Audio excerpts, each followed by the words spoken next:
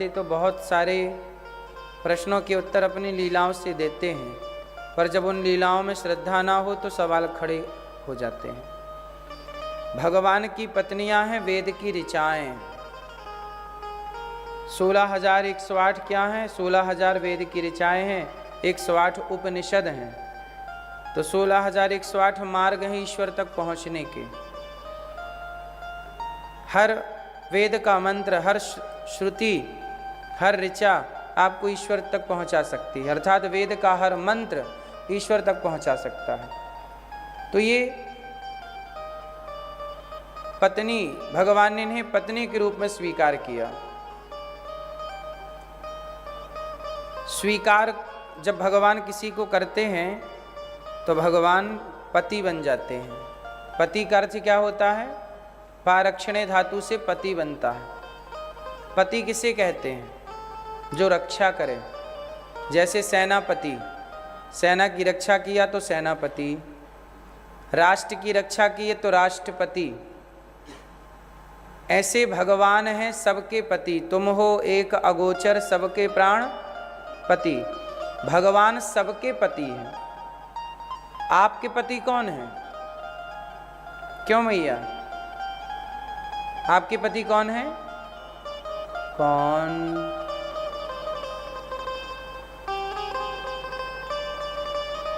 भी आपके पति कौन? आप सबके पति भगवान हैं। हम सबके पति भगवान हैं। ये वाला जो पति है सांसारिक, ये तो ठीक है। जन्म जन्म के हमारे आत्मा के पति, हमारी बुद्धि के पति, हमारे प्राणों के पति कौन है? तो भगवान केवल 16,108 विवाह नहीं, सृष्टि में जितने जीव हैं, चींटी से लेकर हाथी तक, सबके पति भगवान हैं। पहला विवाह रुक्मिणी जी से, दूसरा विवाह जामवंत की बेटी जाम्बवती से। जामवंत जी कौन है जानते हैं? जामवंत के बचन सुहाए, सुनि हनुमंत हृदय अति भाए। तब लगी मोही पर क्यों तुम भाई, सही दुख कंद मूल फल खाई। भगवान की सेना में एक जामवंत जी थे कि नहीं? जामवंत जी की बेटी का नाम था जाम्बवती। जामवंत जी राम जी से बोले कि राम जी, मेरी बेटी से आप विवाह कर लो। राम जी बोले कि हमारा विवाह हो चुका है सीता जी के साथ, अब हम दूसरा विवाह नहीं करेंगे। जामवंत जी ने कहा, प्रभु क्या हमारी बात नहीं मानोगे? हम आपके भक्त हैं। तो भगवान बोले, अच्छा तुम्हारी बेटी से विवाह हम अगले जन्म में करेंगे। जामवंत जी बोले, अगले जन्म में हमारी बेटी थोड़ी रहेगी, वो तो मर जाएगी बूढ़ी होके। भगवान बोले कि तुम्हारी बेटी पर काल का कोई प्रभाव नहीं पड़ेगा, ऐसा हम आशीर्वाद दे रहे हैं। तो त्रेता युग के जाम्बवंत जी द्वापर युग में अपनी बेटी का विवाह जाम्बवती का विवाह भगवान कृष्ण से कराया। तो जो राम हैं, अच्छा राम जी के कुछ काम रह गए। राम जी के कुछ काम क्या हो गए? सारे काम राम जी ने त्रेता में नहीं किए। त्रेता के जितने काम बचे, त्रेता के काम करने के लिए भगवान को द्वापर में कृष्ण बन के आना पड़ा। क्या काम था? जामवंत जी की बेटी को वचन दे चुके थे कि तुमसे विवाह करेंगे। वो वचन को पूरा करने के लिए राम को क्या बनना पड़ा? कृष्ण। और कृष्ण ने दूसरा विवाह जाम्बवती से किया। आसित सत्राजितः सूर्यो भक्तस्य परमः सखा, प्रीतस्तस्मै मणिं प्रादात् सूर्यस्तुष्ट्यः स्यमन्तिकम्। सत्रजित नाम के एक व्यक्ति थे, सूर्य भगवान ने उन्हें अपनी मणि दे दी। उनको मणि का बड़ा घमंड आ गया। उनके भाई प्रसेन मणि पहन के जंगल गए। शेर ने प्रसेन को मार दिया और शेर को जामवंत जी ने मार दिया। भगवान कृष्ण को झूठा कलंक लगा कि इन्होंने मणि चुरा ली। फिर वो जामवंत जी की बेटी से विवाह किए, मणि लाए और सत्राजित को दिया। तो सत्राजित जी ने कहा कि हमें तो लोग कह रहे हैं कि तुमने भगवान को झूठे ही कलंक लगा दिया। तो उस कलंक से बचने के लिए सत्राजित जी ने अपनी बेटी का विवाह भगवान कृष्ण से कर दिया।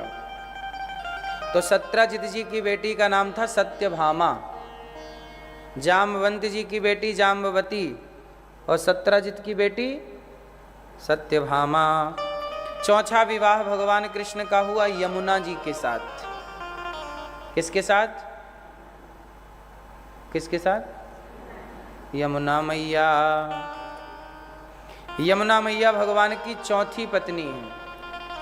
इसलिए भगवान की किसी पत्नी का दर्शन हो ना हो, वृंदावन में आज भी यमुना मैया का दर्शन होता है। चौथी पत्नी भगवान की आज भी हम सबको भगवती दर्शन दे रही हैं। पांचवा विवाह भगवान का हुआ उज्जैन में मित्रविंदा के साथ। किनके साथ? मित्रविंदा। छठवा विवाह सत्या के साथ, सातवां भद्रा, आठवां लक्ष्मणा।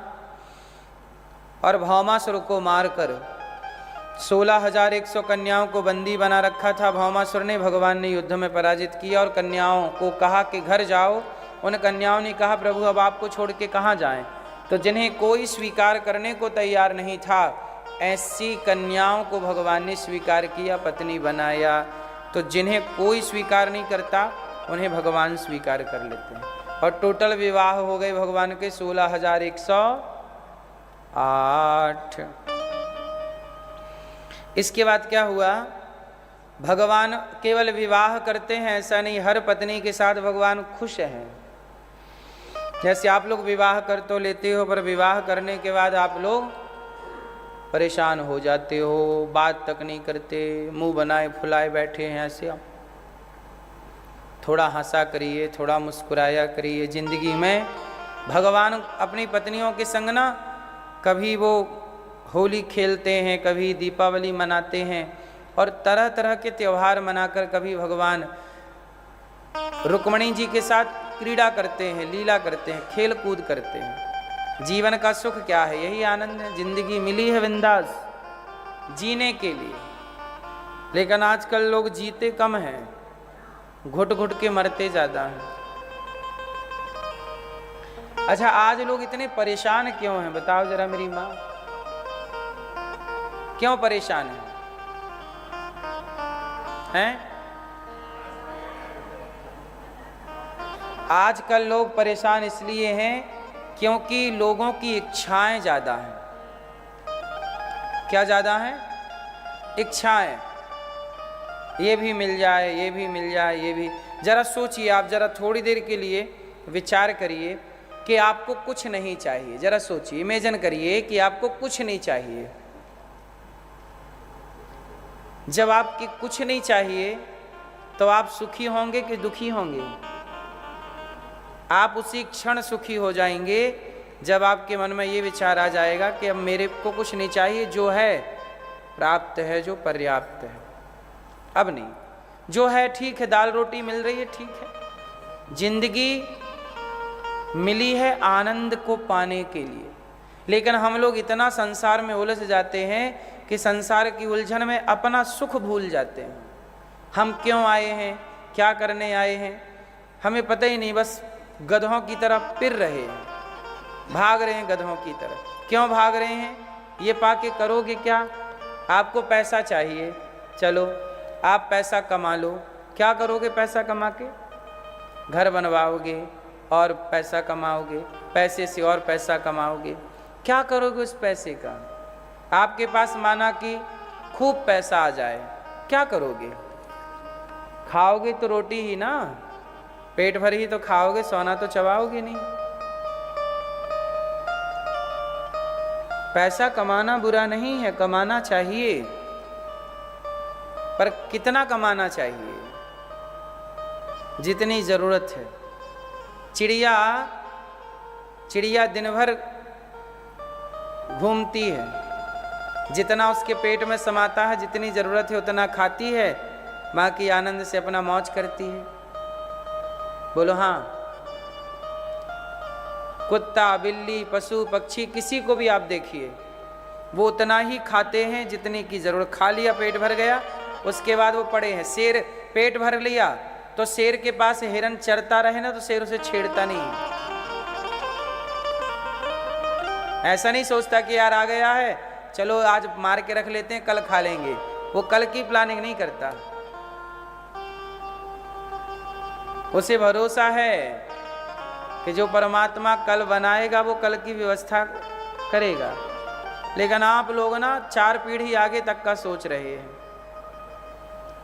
और 4 पीढ़ी आगे का सोच सोच के वर्तमान को बिगाड़े जा रहे हैं, प्रेजेंट को खराब किए जा रहे। जिंदगी मिली है, जी लो, बिंदास हंस लो, मुस्कुरा लो, गा लो। टेंशन क्यों है? बच्चों को पढ़ा लिखा के योग्य बना दो बस। भगवान कृष्ण देखो अपनी पत्नियों के साथ, अपने परिवार में आनंद से हैं, कोई कामना नहीं है। ये भगवान कृष्ण क्या करते हैं?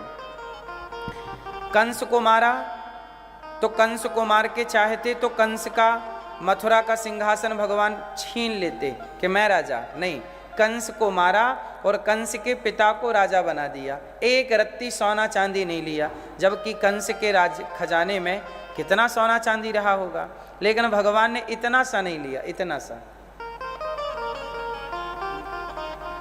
लिया। भगवान बोले मुझे क्या करना, मुझ में काबिलियत होगी तो मैं खुद बना लूंगा। अपने लिए द्वारिका बना तो ली, बताओ। जबकि भगवान कृष्ण ने कितने राजाओं को जीता था, और जबकि नियम ये होता है कि मैं जिस राजा को जीत लूंगा उसका सारा धन मेरा हो जाएगा। नियम तो यही है ना कि हारा हुआ राजा को जीतने वाला राजा जीता है जिसने, उसने सारा धन ले लेना है, राजा वो बन जाएगा। लेकिन भगवान ने इतने राजाओं को जीता, एक का भी धन नहीं लिया। यहां तक कि उस जमाने का सबसे पावरफुल राजा कौन था? भगवान कृष्ण के जमाने का सबसे पावरफुल राजा कौन था, बताओ? पता है आपको? कौन कौन? जरासंध।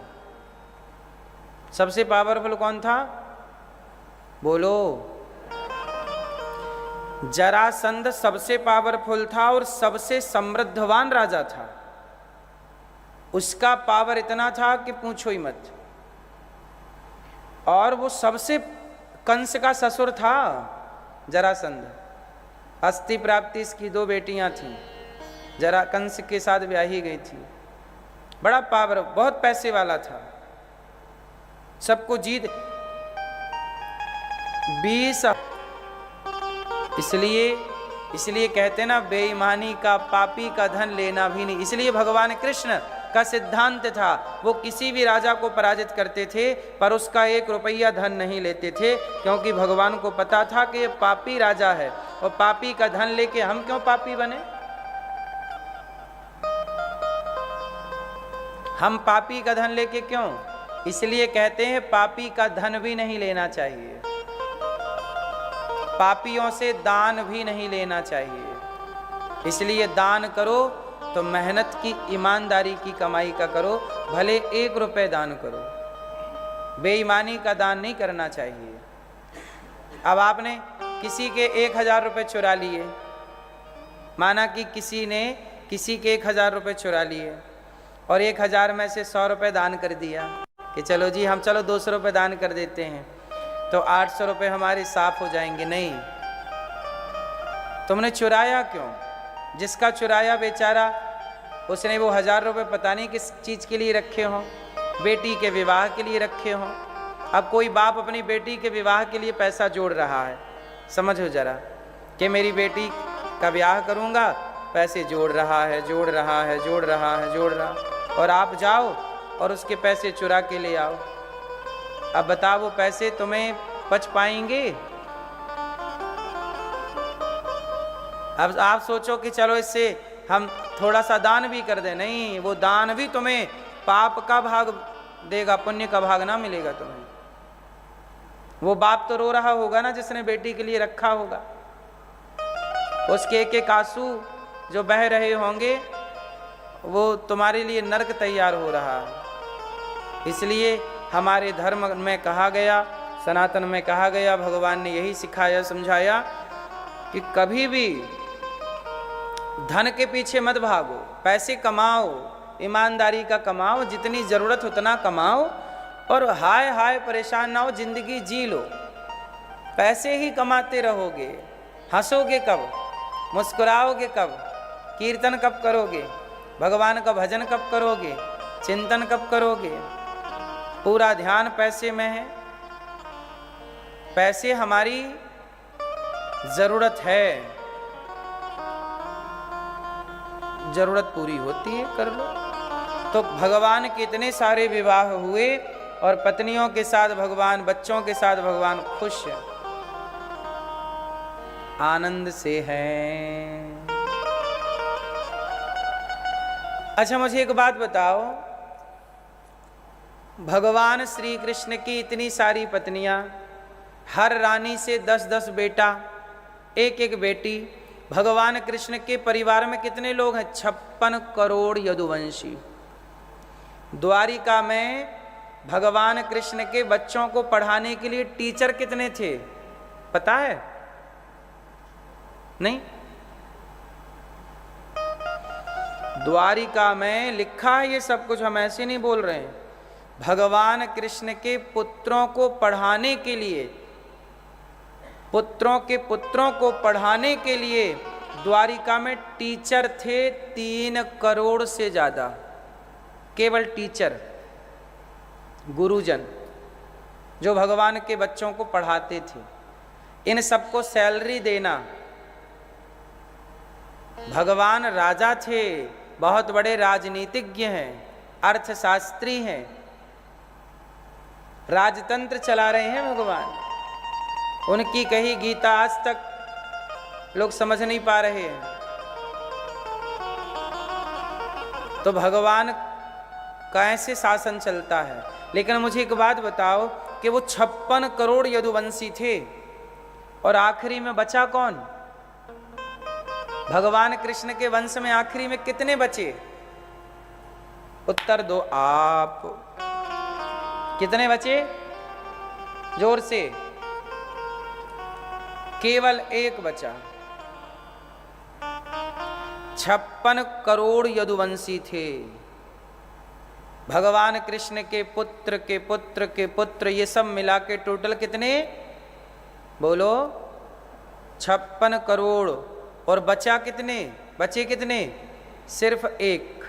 कौन बचा था? भगवान श्री कृष्ण के पुत्र प्रद्युम्न, प्रद्युम्न के पुत्र अनिरुद्ध, अनिरुद्ध के पुत्र वज्रनाभ। केवल एक बचे थे वज्रनाभ। बाकी सारे यदुवंशी आपस में लड़कर बोलो समाप्त हो गए। क्यों हो गए? क्योंकि भगवान श्री कृष्ण के पुत्र भी संतों का अपमान करने लग गए, ब्राह्मणों का तिरस्कार करने लग गए।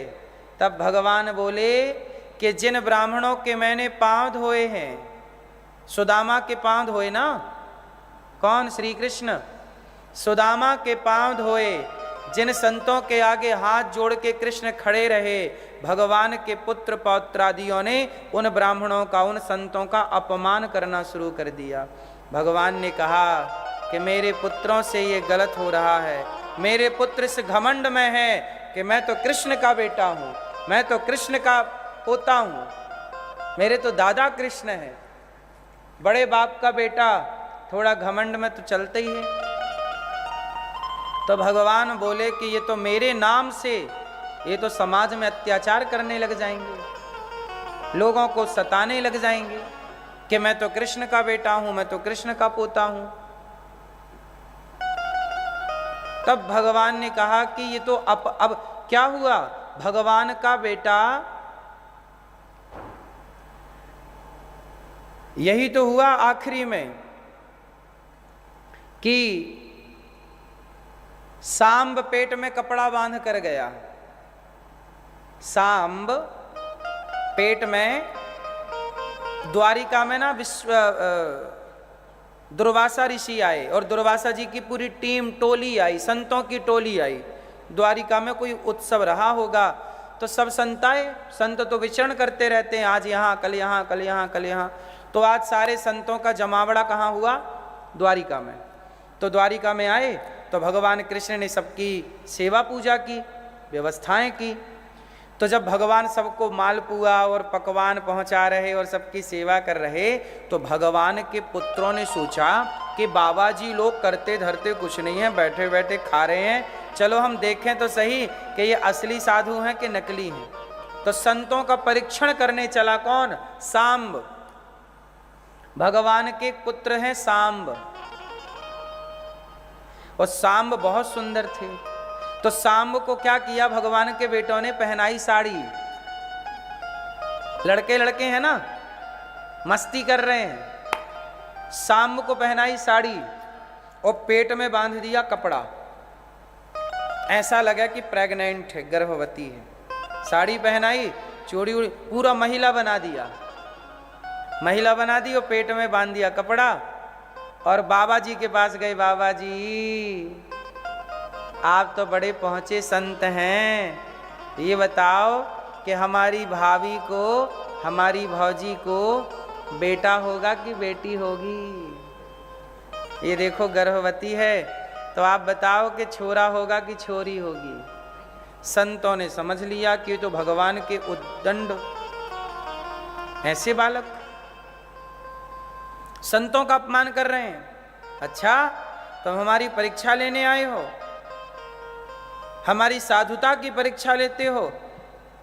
भगवान तुम्हारे पिता कृष्ण तो सदा संतों की सेवा करते रहे हाथ जोड़कर, और तुम संतों की अवहेलना कर रहे हो। जाओ, हम तुम्हें शाप देते हैं, तुम्हारे पेट से ना बेटा होगा ना बेटी होगी, तुम्हारे वंश का नाश करने वाला मूसल होगा। अब सारे बच्चे डर गए और डरे, वो कपड़ा हटाया तो पेट से सचमुच मूसल निकला। सांप तो सांप है ना, मूसल निकला। अब सारे बच्चे डर गए, तो उस मूसल को क्या किया? चूरन किया, चूरन, चूरा, और उसे किया चूरा और समुद्र में फेंक दिया। और इतनी सी चूरा करते करते इतना सा कील बची तो उसे फेंक दिया समुद्र में। उसे निकल गई मछली, मछली को मारा मछुआरे ने, मछुआरे ने वह कील पाई तो जरा नाम के व्याध को दे दी, और जरा नाम के व्याध ने वही बची हुई कील अपने बाण में लगाई, और उसी बाण से भगवान कृष्ण के चरणों में बाण मारा। तो उसी से भगवान कृष्ण की जीवन पूरी लीला, क्योंकि शाप लग गया। और जो चूर्ण करके फेंका वही पटेरा नाम की घास हुई, और उसी घास को तलवार की तरह उपयोग करके आखिरी में गांधारी माता के शाप के कारण भगवान कृष्ण के 56 करोड़ यदुवंशी आपस में लड़के मर गए, क्योंकि माता गांधारी का शाप था। तो मैं आपको केवल ये बताना चाहता हूं कि भगवान कृष्ण के 56 करोड़ पुत्र पौत्रादि होने के बाद भी बचा केवल एक। इसलिए कौन रहेगा कौन नहीं रहेगा ये आप लोग और हम लोग डिसाइड नहीं करेंगे, ये डिसाइड ईश्वर करेगा। इसलिए तो मस्ती से अपना कर्तव्य करते जाओ, काम करते जाओ, चिंतन करते जाओ, बिना तनाव, बिना डिप्रेशन, बिना परेशानी के जिंदगी जीते चले जाओ, क्योंकि जो होगा वो तय है। वो क्या है? आप 56 करोड़ यदुवंशी थे, पर तय था कि एक रहेगा। तो इतने हो भी गए तो सबको वापस जाना पड़ा कि नहीं? ऐसे ही है, ईश्वर तय करेंगे कि कौन रहेगा और कौन नहीं रहेगा। इसलिए ज़्यादा परेशान होके जिंदगी जीने का नहीं, खुश होके जीने का। ये सब ईश्वर का खेल है। महाभारत हो रहा है, लड़ो अर्जुन लड़ो, चलाओ तलवार, फेंको भाला, मारो बाण। कौन मरेगा कौन जिएगा तुम बाण मारते रहो, वो हम तय करेंगे कि कौन मरेगा और कौन जिएगा। क्यों? कौन मरेगा कौन जिएगा ये कौन तय करेगा? तुम तो बाण चलाओ। इसलिए साहब जिंदगी तनाव के लिए नहीं मिली है, बिंदास जीने के लिए मिली है। खुश रहिए, हर पल को, हर लम्हे को, हर क्षण को एंजॉय कीजिए, हर पल को जी कर के गुजारिए, घुट घुट के मरिए मत। मौत आएगी तो मर भी लेंगे, मौत से पहले मरना क्या। गाए जा खुशी के तराने, ठंडी आहें भरना क्या।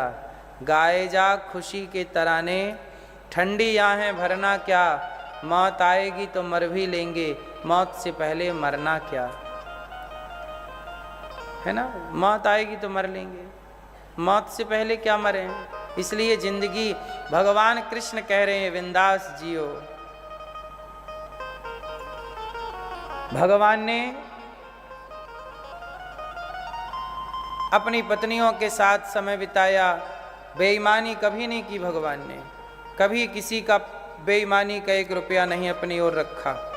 राजाओं को जीता, जीत के लौटा दिया। लो, भगवान का काम था केवल पाप को समाप्त करना, और पापी राजा है तो समाप्त कर देते, उसके बेटे को राजा बना देते। भाई तू पाप मत करना वरना तेरे बाप की तरह तेरा भी हाल करूंगा। मुझे तेरी संपत्ति नहीं चाहिए, लेकिन समाज में अराजकता भी नहीं चाहिए।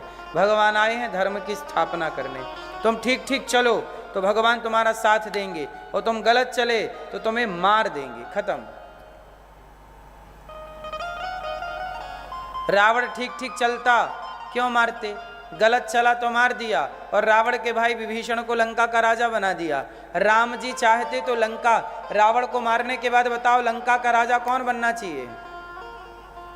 लंका के राज्य का अधिकारी कौन है? राम है, जीत गए ना राम। लेकिन राम जी ने लंका से 1 रुपया लिया हो तो बताओ, पूरी लंका का राजा विभीषण को बना दिया, तू संभाल। 1 रुपया नहीं लिया। पैसे के लिए नहीं लड़ाई हुई। ये आक्रांता तो भारत में घुसे तो पैसे के लिए घुसे थे। बोलो हाँ, ये डाकू आए तो पैसे के लिए आए थे, लेकिन हमारे भगवान लड़ाई लड़े थे तो धर्म के लिए लड़े थे। कि रावण जैसा पापी रहेगा तो समाज को परेशान करता रहेगा, इसलिए इसे मारना जरूरी है। और मार के उसके भाई को राजा बना दिया, 1 रुपये नहीं लिया। लड़ाइयां हुई थी, पहले युद्ध कैसे होते थे? धर्म क्षेत्रे कुरुक्षेत्रे, धर्म युद्ध होता था। हमारे यहाँ युद्ध में भी धर्म था। युद्ध भी लालच से नहीं होते थे कि हम तुम्हें मार देंगे तो तुम्हारी संपत्ति हमारी हो जाएगी। बाद में तो युद्ध लालच से होने लगे कि इस राजा को जीत लो तो इसकी रानी भी मिल जाएगी, इसके धन भी मिल जाएगा। ये उद्देश्य कभी नहीं रहा। भगवान ने कभी किसी की युद्ध जीत करके या किसी की पत्नी की और किसी की स्त्री की ओर या किसी के धन की ओर देखा हो, ऐसा कहीं नहीं। भगवान राम ने भी लंका जीत ली। और सुनो, राम ने बाली को जीत लिया, बाली को मारा तो बाली को मारा तो बाली का राज्य किसका? राम का। पर बाली के भाई को राजा बनाया, सुग्रीव को, 1 रुपया नहीं लिया। तू अधर्म कर रहा है बाली, तूने अपने भाई की पत्नी के साथ गलत किया। जब तू अपने भाई की पत्नी के साथ गलत कर सकता है तो समाज में और बहन बेटी के साथ तू क्या करेगा? दुर्योधन को मारा। दुर्योधन, तू भरी सभा में अपनी भौजाई के, भाभी के कपड़े उतार सकता है तो समाज में और स्त्रियों के साथ क्या करेगा? इसलिए इन सब अधर्मियों को मारा है, अधर्म को नष्ट किया है और धर्म की स्थापना करते चले। जिस जिसको राजा बनाते चले उसको ज्ञान देते चले कि जीवन ऐसे जीना है, धर्म से चलना है। विभीषण को धर्म का पाठ पढ़ाया। अब लंका कल तक अधर्म से चल रही थी, अब वही लंका धर्म से चलने लग गई। किष्किंधा कल तक अधर्म से चल रही थी, अब वही लंका धर्म से चलने लग गई। क्योंकि भगवान ने पहले सुग्रीव हो, विभीषण हो, अंगद हो, सबको पहले धर्म का पाठ पढ़ाया। पहले धर्म का पाठ पढ़ो, धर्म पर चलो, फिर राज मिल जाएगा तो राज को धर्म से चलाना। पैसा पाने के पहले धर्म को जान लेना जरूरी है, क्योंकि पैसा आया और धर्म को नहीं जाना तो उस पैसे से आप अधर्म करने लग जाओगे। पर पैसा आके पहले धर्म को जान लोगे तो पैसा आएगा तो धर्म से चलोगे, धर्म से चलाओगे। सही है कि गलत है? तो ये हमारे कृष्ण की नीतियां हैं, ये हमारे भगवान के विचार हैं, ये हमारे भगवान का काम है। ये कथाएं केवल सुनने सुनाने की नहीं है, जीवन में उतारने की हैं, सीखने की हैं, बच्चों को समझाने की, बेटा तुम्हें भी जीवन ऐसे चलाना है।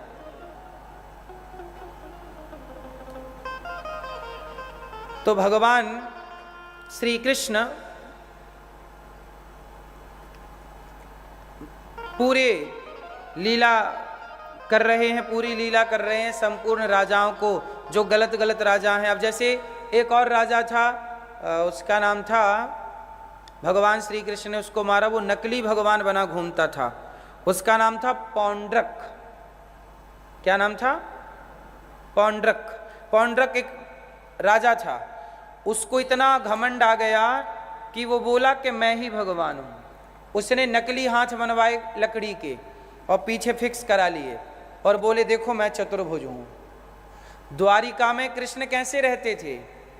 वृंदावन में भगवान 2 भुज थे, ब्रजमंडल में कृष्ण कितने भुज थे? बोलो 2 भुज। पर भगवान कृष्ण जब द्वारिका के राजा बने तो द्वारिका में भगवान कितने भुज रहते थे? बोलो चतुर्भुज। द्वारिका में भगवान कृष्ण जब अपनी राज सिंहासन पर बैठते थे तो चतुर्भुज रूप में बैठते थे। द्वारिका में भगवान भगवान की तरह रहते, जबकि वृंदावन में ब्रजमंडल में भगवान मनुष्यों की तरह सामान्य बालक की भांति रहते। बात समझ में आई? यशोदा की गोद में भगवान बन के नहीं लेटते थे, यशोदा का लाल बन के लेटते थे। गोपियों के संग भगवान बन के माखन ना चुराते थे, सामान्य बालकों की तरह लीला करते थे। लेकिन वही सामान्य बालक भगवान श्री कृष्ण जो सामान्य लीला ब्रजमंडल में करते, वही जब भगवान द्वारिका गए तो द्वारिका में भगवान चतुर्भुज रूप में रहा करते थे, भगवान भगवान की तरह रहते थे। वहां मनुष्य की तरह नहीं रहे भगवान। द्वारिका की लीला मनुष्य लीला नहीं है, ब्रजमंडल की लीला मनुष्य लीला है, मनुष्य की तरह। द्वारिका की लीला कैसी है? द्वारिका की लीला भगवान की लीला है। वहां भगवान ने अपनी भगवत्ता प्रकट की और भगवान भगवत्ता के साथ रहते थे। पर ब्रजमंडल में छिपके रहते थे। छिपके मतलब कि कोई ये ना जान पाए कि हम भगवान हैं। करेंगे लीला, गोवर्धन उठाए, ये लीला गोवर्धन उठाना कोई मनुष्य का तो काम था नहीं, उठाएंगे तो भगवान, लेकिन छिपके रहते हैं। वो ये शो नहीं करते कि मैं भगवान हूं, पर भगवान द्वारिका में ये शो ऑफ करते हैं कि हाँ मैं भगवान हूं, द्वारिकाधीश हूं मैं, अर्थात चतुर्भुज रूप में। तो इन्हीं की कॉपी किया पौंड्रक नाम के राजा ने। पौंड्रक ने अपने लिए नकली, उसके 4 हाथ तो हो नहीं सकते थे, क्योंकि 4 हाथ तो केवल भगवान के हो सकते हैं। भगवान कृष्ण जब प्रकट हुए तो तमद्भुतम बालक मम्बुजेक्षणम चतुर्भुजम शंख गदायुधायुधम। जब भगवान कृष्ण प्रकट हुए देवकी के यहाँ तो भी चतुर्भुज में थे। यशोदा के पास गए तो 2 भुज हो गए, फिर द्वारिका आए तो फिर चतुर्भुज हो गए। तो पौंड्रक नाम का राजा बोला कि मैं भी 4 हाथ वाला हूं, तो उसने 2 नकली लगवा लिए हाथ और शंख चक्र ले लिया झूठे ही। और चक्र भी वो नहीं, गणेश जी में नहीं लगता गोल गोल चक्र घूमता रहता, वो मशीन वाला लगवा लिया अपने हाथ में, बोले मेरा चक्र ये है, और नकली भगवान बना घूमता और भगवान कृष्ण को गालियां देता। सोचिए, भगवान कृष्ण के जमाने में भी नकली कृष्ण थे। पौंड्रक जैसे नकली बनना चाहे, भगवान के टाइम पर भी नकली भगवान थे, तो आज इस कलयुग में भी नकली भगवान है। आप लोग किसी को भी भगवान बोल देते हो, आप लोग किसी को भी क्या बोल देते हो? अरे हमारे गुरुजी तो भगवान हैं, ये तो भगवान हैं, ये तो भगवान, ये भगवान, ये भगवान, ये भगवान। सुनो मेरी माँ, भगवान जैसे केवल भगवान हैं, भगवान कोई भी नहीं हो सकता। मैं और आप कभी भगवान नहीं हो सकते। हो सकते हैं क्या मेरी माँ? भगवान जैसे केवल भगवान हैं, जिनके पांव लक्ष्मी जी दबाती हैं वो भगवान है, वो नारायण, वो कृष्ण, वो राम भगवान है। हम तो भगवान के पांव की धूल भी नहीं है। आजकल मंदिर बनाते हैं लोग बाबा जी के कि ये बाबा जी भगवान, ये बाबा जी भगवान। याद रखिएगा, मुसलमान कभी नहीं कहता कि आप अल्लाह हैं। क्यों? वो किसी मनुष्य को अल्लाह का दर्जा देते हैं? अरे आप तो हमारे अल्लाह हैं। नहीं, मुसलमान कभी नहीं बोलता। लेकिन हिंदू, अरे आप तो हमारे भगवान हैं। किसी ने 50,000 रुपया दे दी, अरे आप तो हमारे भगवान हैं। इसलिए मुसलमानों के 52 कंट्री है, 52 देश हैं, क्योंकि उन्होंने अपने सिद्धांत के साथ समझौता नहीं किया। मुसलमान कभी किसी व्यक्ति को नहीं कहता कि ये अल्लाह है, कहता है? बोलो। लेकिन आप लोग कोई भी, अरे आप तो भगवान है, अरे आप तो भगवान है। अरे मतलब भगवान को आपने इतना हल्का बना लिया, इतना सस्ता बना लिया। कोई भी भगवान बन सकता है हिंदुओं में। जब कोई भी भगवान बन सकता है, हर धातु सोना हो सकती है, तो सोने की महत्ता खत्म हो जाएगी। क्यों मेरी मां? क्या हर धातु सोना हो सकती है? क्या लोहा भी सोना हो जाएगा? लोहा भी सोने के भाव बिकेगा? बोलो मेरी मां। लोहा सदा लोहा रहेगा। लोहा सोना के भाव नहीं बिक सकता। कि बिक सकता है? इसलिए मेरी मां, भगवान को भगवान रहने दो, इंसान को इंसान रहने दो। इसलिए गुरु कहो, संत कहो, महापुरुष कहो, देवता कहो, यहां तक तो ठीक है। भगवान किसी को भी ना कहो। गुरु रास्ता बताते हैं। हमारे यहाँ कहते हैं गुरुर ब्रह्मा गुरुर विष्णु गुरुर्देवो महेश्वरः गुरु साक्षात परब्रह्म तस्मै श्री गुरुवे नमः। क्या मतलब हुआ इसका, जरा बोलो। गुरुर ब्रह्मा गुरुर विष्णु, क्या मतलब हुआ? बोलो मैया, आप बता मेरी मां। गुरुर ब्रह्मा गुरुर विष्णु, क्या मतलब हुआ इसका? है गंगा का जल है? कौन है गंगा का जल? गुरु माता है।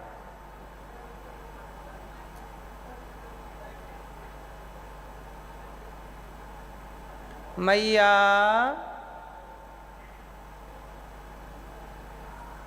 गुरु, लोग कहते हैं गुरु ब्रह्मा है, गुरु विष्णु है, ऐसे नहीं बोलते। इसका अर्थ ये है कि गुरुर ब्रह्मा, ब्रह्मा ही गुरु है। गुरु ब्रह्मा कैसे? जैसे ब्रह्मा सृष्टि को उत्पन्न करते हैं, ऐसे गुरु आपके भीतर भक्ति को उत्पन्न कर रहे हैं, ज्ञान को प्रकट कर रहे हैं, इसलिए ब्रह्मा के तुल्य हैं। सत्संग करा के भक्ति का पालन कर रहे हैं, इसलिए विष्णु के तुल्य हैं। गुरु विष्णु हैं। जैसे शंकर जी संहार करते हैं, ऐसे आपके अज्ञान का हरण कर लेते हैं गुरु जी, इसलिए शिव के तुल्य है। गुरु शिव के तुल्य हैं, गुरु शिव नहीं है। गुरु विष्णु के तुल्य है, गुरु विष्णु नहीं है। गुरु ब्रह्मा के तुल्य है, ब्रह्मा नहीं है। गुरु भगवान के तुल्य है, पर भगवान, बोलो। अब अर्थ ना समझने से लोगों को लगा कि गुरु ही भगवान है, तो लोग भगवान को छोड़ के गुरु के मंदिर बना के गुरु जी की पूजा करने लग गए। हमारे सनातन में यही तो हुआ, सबके अपने अपने भगवान हैं। एक बॉलीवुड पिक्चर आई अमर अकबर एंथोनी, उस पिक्चर में एक भगवान को लॉन्च कर दिया। हमारे यहाँ तो भगवान लॉन्च होते हैं मूवियों से, बॉलीवुड लॉन्च करती रहती है नए नए भगवान। जिसके मन में जो आया उसने एक भगवान लॉन्च कर दिया। बोलो हाँ, भारत में एक सिद्धांत, जबकि ईश्वर एक है, एक को भगवान मानना है, सबको भगवान नहीं मानना। अब हमारे हिंदुओं में लोग जानकारी ना रखने से क्या बोलते हैं, बोले आपके यहाँ तो 33 करोड़ भगवान हैं। 33 करोड़ भगवान नहीं होते, भगवान एक होते हैं। 33 करोड़ देवता हैं। और देवता कौन है? ये संसार की, जैसे प्रधानमंत्री एक है पर मंत्री बहुत सारे हैं। ये उद्योग मंत्री, ये खाद्य मंत्री, ये जल मंत्री, ये रेल मंत्री, ये फलाने मंत्री। तो मंत्री इतने सारे इसलिए हैं क्योंकि विभाग बांटना पड़ता है। ऐसे देवताओं का, अग्नि देवता है तो अग्नि का विभाग अग्नि देवता का, वरुण देवता है तो जल का विभाग वरुण देवता का, वायु देवता है तो वायु का विभाग वायु देवता का। तो ये सब देवता है। तो देवता हमारे यहाँ 33 करोड़ हैं। 33 कोटि मतलब प्रकार मान लो, करोड़ मतलब संख्या मान लो, दोनों अर्थ सही हैं। तो देवता 33 करोड़ हैं। भगवान कितने हैं? बोलो, देवताओं के राजा हैं इंद्र। हमारे यहाँ देवताओं के राजा इंद्र हैं। हम लोग इंद्र को भी भगवान नहीं मानते, इंद्र के कहीं मंदिर नहीं होते। हमारे यहाँ देवताओं के राजा की पूजा नहीं होती। जो देवताओं के राजाओं के राजा हैं, ऐसे इंद्र तो भगवान एक चुटकी बजा दे ना, ऐसी एक चुटकी बजा दें तो करोड़ इंद्र खड़े हो जाएं भगवान के सामने। ऐसे करोड़ों इंद्रों को चुटकी में पैदा करने वाले और करोड़ों इंद्रों का चुटकी में संहार करने वाले हम भगवान नारायण की, कृष्ण की पूजा करते हैं। कोई देवताओं की पूजा भी यहाँ पर भगवान के रूप में नहीं होती। इसलिए हनुमान चालीसा में एक चौपाई है, और देवता चित्त न धरई, किसी को चित्त पर धरने की जरूरत नहीं है। एक ईश्वर है, एक भगवान नारायण। वह नारायण ही राम है, वह नारायण ही कृष्ण है, वह नारायण ही श्री हरि है, विष्णु है, नरसिंह है, वामन है, धन्वंतरी है। वही है एक, वही है शिव। हरि हरि और न भेदा। हमारे यहाँ पंच देवताओं की पूजा है, 5 की। मैं इस विषय को बता चुका हूँ क्या पंचदेव के बारे में? एक दिन बताया था ना। 5 देव हैं, 5 को जान लो, 5 की पूजा है, इतना समझ लो। पंचदेव में है माता भगवान श्रीमन नारायण विष्णु। विष्णु तो 24 अवतार, ये बता चुका हूँ मैं। शिव, शिव मतलब 12 ज्योतिर्लिंग शिव आ गए। तीसरा है दुर्गा, दुर्गा मतलब 52 शक्तिपीठ आ गई। गणेश जी मतलब गणपति बप्पा, और सूर्य। ये 5 पंचदेव हैं सनातन में, इनकी उपासना होती है। और कोई देवताओं की उपासना हमारे यहाँ विशेष नहीं है। देवताओं के लिए लिखा है कि देवताओं के पास एक विभाग है। यदि आप इन देवता की उपासना करेंगे तो उन देवता के पास जो पावर है वो चीज़ आपको दे सकते हैं। लेकिन भगवान की उपासना करो, अकामः सर्व कामो व मोक्ष कामा उदारधि तीव्रेण भक्ति योगेन यजेत पुरुषम परम। तो भगवान की उपासना करोगे सब कुछ मिल जाएगा। इसलिए देवताओं के चक्कर में हम लोग नहीं पड़ते। इसलिए सनातन में देवताओं के कोई मंदिर नहीं है। बताओ हैं?